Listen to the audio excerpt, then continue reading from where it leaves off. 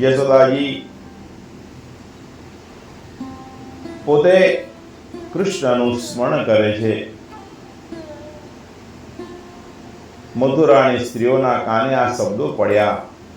એક સ્ત્રી બાળકને સ્તનપાન કરાવતી હતી, તે બાળકને છોડીને જતી રહી. છોકરો રોયો છે, કૃષ્ણના દર્શન ક્યારે થવાના છે, તે બાળકને મૂકી અને દોડી. બાળક રડે છે પણ સાંભળે કોણ? આવી રીતે મથુરાની સ્ત્રીઓ પોતાના કામો મૂકી અને મથુરાની સ્ત્રીઓ કૃષ્ણના દર્શન કરતા અનેક વાતો કરે છે. આગળ ચાલતા રસ્તામાં કંસ રાજાનો માનીતો ધોબી મળ્યો. તે કંસના કિંમતી કપડાઓ લઈને જતો હતો. આ વખતે ધોબીને કૃષ્ણએ જોયો. આ એ જ ધોબી હતો જેને રામ અવતારમાં જાનકી માતાની નિંદા કરેલી. ધોબી પાસે કૃષ્ણએ કપડાં માંગ્યા. ધોબી મૂર્ખ હતો, અક્કડ થઈને બોલવા લાગ્યો, આ તમારું ગામડું નથી, આ ગોકુળિયું ગામ નથી, આ તો શહેર છે. આ કપડાં તો કંસ રાજાના છે. તમે તો શું તમારા બાપ દાદાએ પણ આવા કપડાં કદી જોયા નહીં હોય. લો બોલ્યા, કપડાં આપો. વધારે બોલશો તો કંસ રાજાના સિપાહીઓ પાસે પકડાવી દઈશ. જીવવાની ઈચ્છા હોય તો અત્રેથી ચાલ્યા જાઓ. બળદેવજીથી સહન ન થયું. કનૈયા અને મરણ કાળનો સનેપાત ઉપડો લાગે છે. તું એને માર. મોટાભાઈ હુકમ કર્યો એટલે ધોબીના મુખ ઉપર એક લપડાક મારી તે મરી ગયો. ધોબીએ આ દશા તેની થયેલી જોઈ. સેવકો ત્યાં કપડાં મૂકીને નાસી ગયા. ધોબી એ મુખથી નિંદા કરેલી એટલે મુખ ઉપર ભગવાને લપડાક મારી. કનૈયો બાળમિત્રોને કહે છે, બધા કપડાં છે, તમે પોટલા છોડો. અને પોતપોતાની રીતે એ કપડાં છોડવા લાગ્યા. પોટલા છોડવાની હિંમત કોઈની હતી નહીં, પરંતુ કૃષ્ણએ કહ્યું એટલે એ છોડવા લાગ્યા. કનૈયો ગોપ મિત્રોને કહે છે, કપડાં જેને આપે છે તમને પહેરવાના છે કહીને દરેકને એક આપે છે કપડાં.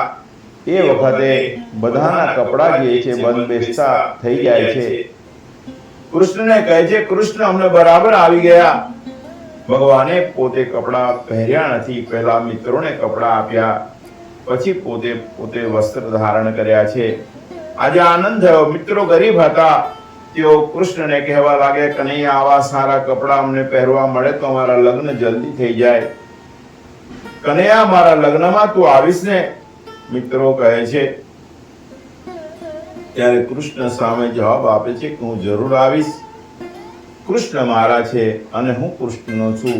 એ આ ભાવનાથી ગોપ બાળકોએ સદાય કૃષ્ણને પોતાના મિત્ર માન્યા છે. શ્રી કૃષ્ણ મિત્રોને કપડાં પહેરાવ્યા અને ત્યાર પછી પોતે કપડાં પહેરે છે. આ દિન સુધી સીવેલા કપડાં કૃષ્ણએ ધારણ નહોતા કર્યા.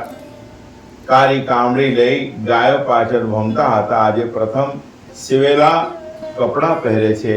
પ્રેમ કેવો હોય જગતને બતાવ્યું છે. રામકૃષ્ણ તે પછી રસ્તામાં સુદામા માળી મળ્યો. એને પ્રભુને માળા પહેરાવી અને સાથેવાળા સૌને માળા પહેરાવી. તે પછી રસ્તામાં કંસની દાસી કુબ્જા મળી, જે 3 ઠેકાણેથી વાંચી હતી. તેને ચંદનનું પાત્ર હાથમાં લઈ અને જતી હતી. ચંદન અને વંદન મનુષ્યને નમ્ર બનાવે છે. કુબ્જા ઠાકોરજીને ચંદન આપે છે. શ્રી કૃષ્ણ તેના પર પ્રસન્ન થયા. પ્રભુએ વિચાર કર્યો, કુબ્જાએ ચંદન આપી મારા રૂપનો વધારો કર્યો, તેથી હું તેને સુંદર બનાવો. પ્રભુએ કુબ્જાને સુંદર કરવાનો નિશ્ચય કર્યો. તેના પગ ઉપર પ્રભુએ પગ રાખ્યો અને તે હચમચી ગઈ. એવો આંચકો આપ્યો કે તેનું આખું અંગ હાલી ગયું. 3 અંગ વાંકા હતા, એ સીધા થઈ ગયા. ત્યાર પછી વાણિયા લોકોને ખબર પડી કે આ બાળકોએ ધોબીને માર્યો છે, કુબ્જાને શરીર કરી દીધી. આ છોકરાઓ પરાક્રમી છે, કદાચ તેઓ મથુરાના રાજા બને. આજથી જ તેમની સેવા આદર સત્કાર કરીએ એટલે આગળ જતા કામ લાગશે. વાણિયાએ ભગવાનને ફક્ત થોડા પાન સુપારી આપ્યા. બાપજી આ બધું તમારું છે. વાણિયાએ ભગવાનને બીજું કાંઈ આપ્યું નહીં. વાણિયાએ પાન અને ફૂલની માળા ભગવાનને અર્પણ કર્યા. તેમ છતાંય ભગવાન તેમના ઉપર પ્રસન્ન થયા. ભગવાને વાણિયોને વરદાન માંગવા કહ્યું છે. વરદાન માંગો. વાણિયાઓએ માંગ્યું કે લક્ષ્મી સદા સર્વદા અમારા નિવાસમાં જ રહે અને બીજાને ત્યાં જાય નહીં. ભગવાન પૂછે છે, તમને જ્ઞાન, વૈરાગ્ય, ભક્તિ વગેરે કાંઈ જોઈતું નથી? વાણિયાઓ કહે છે, ના ના, અમારે જેની જરૂર છે એ લક્ષ્મીની જ છે, બીજું અમારે કાંઈ જોઈતું નથી. ભગવાન મથુરામાં પધાર્યા ત્યારે બ્રાહ્મણો અક્કડ બેસી રહ્યા. લક્ષ્મીજીને થયું કે વાણિયાઓ ભલે લોભિયા છે, છતાંય મારા સ્વામીને એમને આપ્યું, એમને પાન આપ્યું, એમને સોપારી આપી, એમને જે માળા અર્પણ કરી, તેથી હું એમના ઘરે જઉં છું. વાણિયાઓ એ લોભ વૃત્તિથી પણ ભગવાનને પાન, પુષ્પ, ફૂલ અર્પણ કર્યા છે, પણ બ્રાહ્મણોએ ભગવાનને કંઈ અર્પણ ન કર્યું. તેથી લક્ષ્મીજીને ખોટું લાગ્યું, એટલે હવે બ્રાહ્મણના ઘરે લક્ષ્મીજી જતા નથી. ત્યાં વાણિયાઓની દુકાને ઘરાગો આવ્યા, ધંધામાં લાગી ગયા. તે પછી ભગવાન પૂછે છે કે ધનુષ્યાગ તરફ જવાનો રસ્તો ક્યાં છે? વાણિયાઓ કહે છે, અમને આ ધંધો કરવા દો, આગળ કોઈને માર્ગ પૂછી લેજો. ભગવાન મનમાં હસે છે, કેવા સ્વાર્થી છે, લક્ષ્મી આપી એટલે મને ભૂલી ગયા. 4 દિવસ યજ્ઞ કાર્યના પૂર્ણ થયા છે, આજે 5મો દિવસ છે. આજનો દિવસ નિર્વિઘ્ન સંપન્ન થાય તો કંસને આંચ ન આવે. ધનુષ્યાગનું સ્થાન પૂછતા ભગવાન ત્યાં આવે છે. ધનુષ ઉઠાવી અને ધનુષનો ભંગ કર્યો. કંસના સેવકો એક જે પૂજા કરી, સેવકો દોડતા કંસ પાસે આવ્યા છે. હજૂર, તમારો યજ્ઞ અધૂરો રહ્યો, તમારું ધનુષ તોડી નાખ્યું. આ બાળકો પ્રતાપી છે, તેમને રાજ આપી દો અને ઈશ્વરનું ભજન કરો. કંસ પોતાના બાપને કેદમાં રાખીને રાજા બન્યો હતો, એવો તે દુષ્ટ હતો. કંસ સેવકોને કહેવા લાગ્યો, અલ્યા મૂર્ખાઓ, તમને બોલવાનું ભાન છે કે નહીં? હું જ રાજા છું, હું કોઈને રાજ્ય આપવા તૈયાર નથી. સૂર્યનો અસ્ત થયો એટલે બાળકો નંદ બાબા પાસે આવ્યા. તેઓ જ્યારે મથુરા જોવા નીકળેલા ત્યારે નંદ બાબાએ કહેલું, કનૈયા, આ ગોકુળ નથી, આ તો શહેર છે અને કંસ તેનો રાજા છે, માટે શહેરમાં તોફાન કરતા નહીં. નંદ બાબાએ પૂછ્યું, કનૈયા, તું એ તોફાન તો કર્યું નથી ને? કનૈયો કહે છે, ના ના બાબા, અમે કોઈ તોફાન કર્યું નથી. અમે શહેર જોવા નીકળ્યા એટલે રસ્તામાં લોકો અમને પૂછતા હતા કે તું કોનો પુત્ર? હું કહેતો હતો કે નંદ બાબાનો પુત્ર છું. યશોદા મારી માં છે. બાબા, હું તમારો પુત્ર એટલે શહેરના લોકોએ અમને કપડાં આપ્યા, પુષ્પમાળા પહેરાવી, અમારો સત્કાર કર્યો. નંદ બાબા ભોળા છે, તેઓએ બધું સાચું માની લીધું.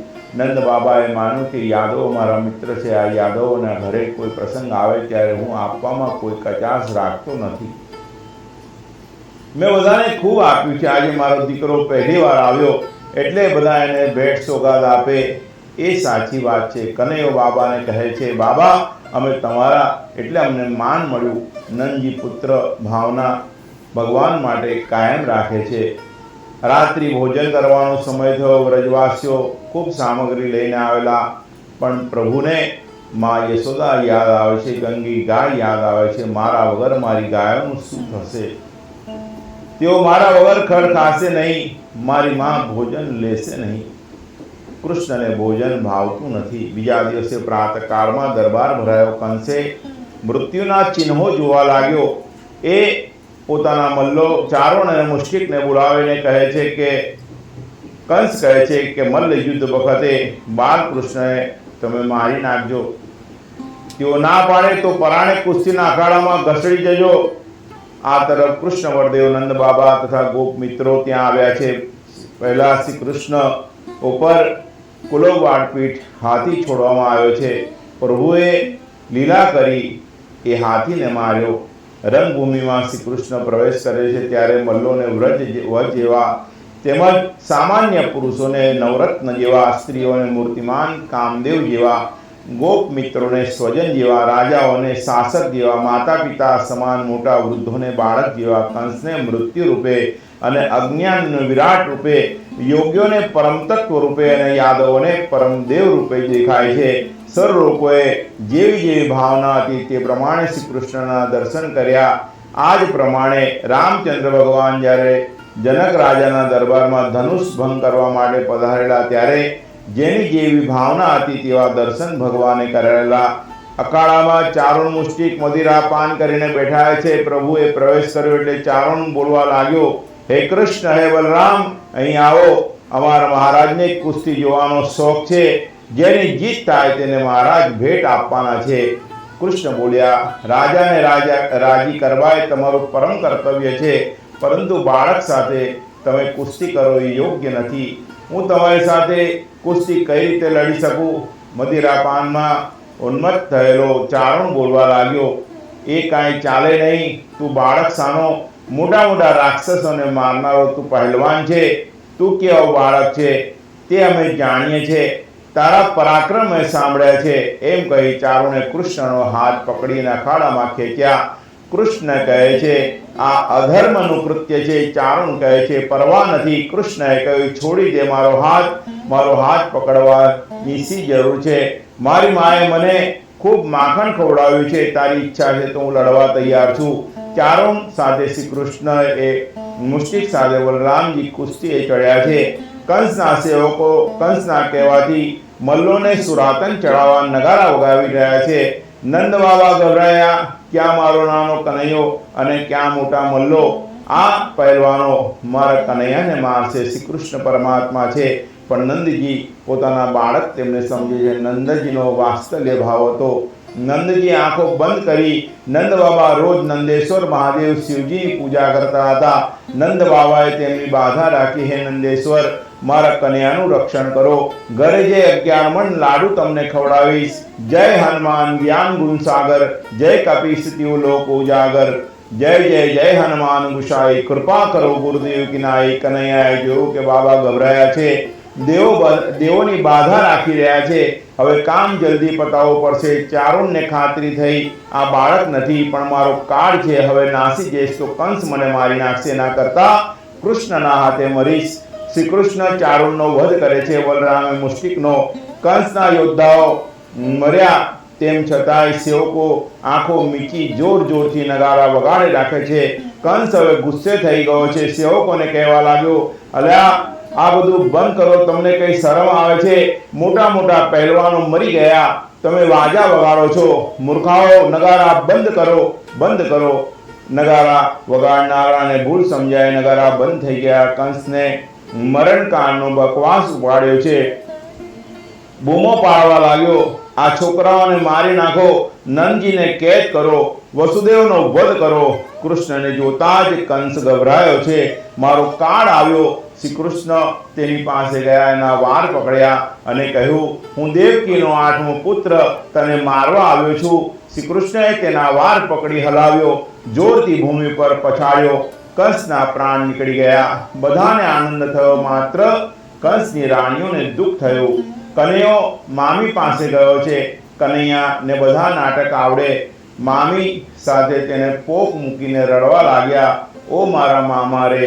મામી એ તે વખતે શ્રી કૃષ્ણને સમજાવે છે, મામી, હું 11 વર્ષે આવ્યો ત્યારે મારા મામાને મળવા, તો એમનું હૃદય બંધ પડી ગયું. ઓ મારા મામા રે કરીને કૃષ્ણ રડવા લાગ્યા.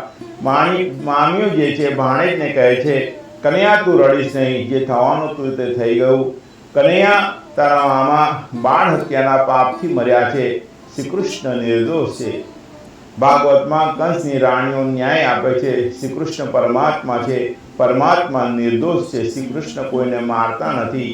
તે તો સર્વને તારે છે, સર્વને આનંદ આપે છે. મંદોદરીએ રામાયણમાં ન્યાય આપ્યો છે કે રાવણને રામે માર્યો નથી, પરંતુ રાવણ તેના પાપે મર્યો છે. એક સ્વરૂપનું ધ્યાન કરવાથી મન તે સ્વરૂપમાં સ્થિર થાય છે. કંસ વેરની ભાવનાથી કૃષ્ણનું ધ્યાન કરતો હતો. કંસે ભલે વેરભાવથી પણ સતત ચિંતન શ્રી કૃષ્ણનું કર્યું. તેથી ભગવાને તેને પણ મુક્તિ આપી. ઈશ્વર જેને મારે છે તેને તારે છે. આગળની કથા આપણે આવતીકાલે કરીશું. બાલકૃષ્ણ લાલ કી જય.